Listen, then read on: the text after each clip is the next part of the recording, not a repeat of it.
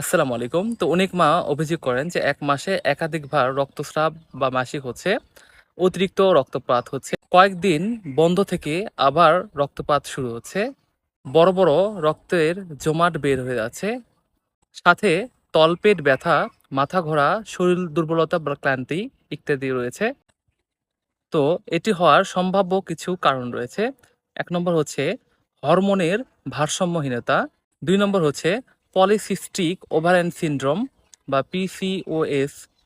৩ নম্বর হচ্ছে থাইরয়েডের সমস্যা, হাইপোথাইরয়েডিজম বা হাইপারথাইরয়েডিজম। ৪ নম্বর হচ্ছে জরায়ুতে মাংসপিণ্ড বা ইউটেরাইন ফাইব্রয়েড। ৫ নম্বর হচ্ছে জরায়ুর পলিপ বা এন্ডোমেট্রিয়াল পলিপ। ৬ নম্বর কারণ হচ্ছে অ্যাডেনোমায়োসিস। ৭ নম্বর কারণ হচ্ছে গর্ভাবস্থাজনিত সমস্যা, যেমন মিসক্যারেজ বা একটোপিক প্রেগন্যান্সি। ৮ নম্বর কারণ হচ্ছে জন্ম নিয়ন্ত্রণ বড়ি বা ডিভাইস এর পার্শ্ব প্রতিক্রিয়াজনিত সমস্যা। ৯ নম্বর কারণ হচ্ছে ব্লিডিং ডিসঅর্ডার বা রক্ত জমাট বাঁধার সমস্যাজনিত সমস্যা। ১০ নম্বর কারণ হচ্ছে জরায়ু বা সার্ভিক্সের সংক্রমণ, যেমন এন্ডোমেট্রাইটিস বা সার্ভিসাইটিস।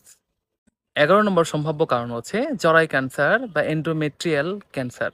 এখন আসি কখন দ্রুত হসপিটালে যাবেন। যদি প্রতি ঘন্টায় একাধিক প্যাড ভিজে যায়, প্রচণ্ড মাথা ব্যথা বা মাথা ঘোরার সমস্যা থাকলে বা অজ্ঞান হয়ে যাওয়ার সমস্যা থাকলে, যদি তীব্র তলপেটে ব্যথা হয়, গর্ভাবস্থায় সম্ভাবনা অবস্থায় রক্তপাত হলে, অতিরিক্ত দুর্বলতা বা শ্বাসকষ্ট হলে দ্রুত হসপিটালে যাওয়া খুবই প্রয়োজন। উপরোক্ত লক্ষণ দেখা গেলে কিছু প্রয়োজনীয় পরীক্ষা করা খুবই দরকার। ১ নম্বর পরীক্ষা হচ্ছে সিবিসি বা কমপ্লিট ব্লাড কাউন্ট। ২ নম্বর পরীক্ষা হচ্ছে প্রেগন্যান্সি টেস্ট। ৩ নম্বর পরীক্ষা হচ্ছে থাইরয়েড স্টিমুলেটিং হরমোন পরীক্ষা বা TSH। সবচেয়ে গুরুত্বপূর্ণ পরীক্ষা হচ্ছে ৪ নম্বর পেলভিক আল্ট্রাসোনোগ্রাফি। তাছাড়া কোয়াগুলেশন প্রোফাইল এবং এন্ডোমেট্রিয়াল বায়োপসি করা যেতে পারে। মনে রাখবেন, অ্যাবনর্মাল ইউটেরাইন ব্লিডিং বা AUB একটি লক্ষণ, কোনো রোগ নয়। সঠিক কারণ নির্ণয় করে চিকিৎসা করলে সম্পূর্ণ সুস্থ থাকা সম্ভব। ধন্যবাদ।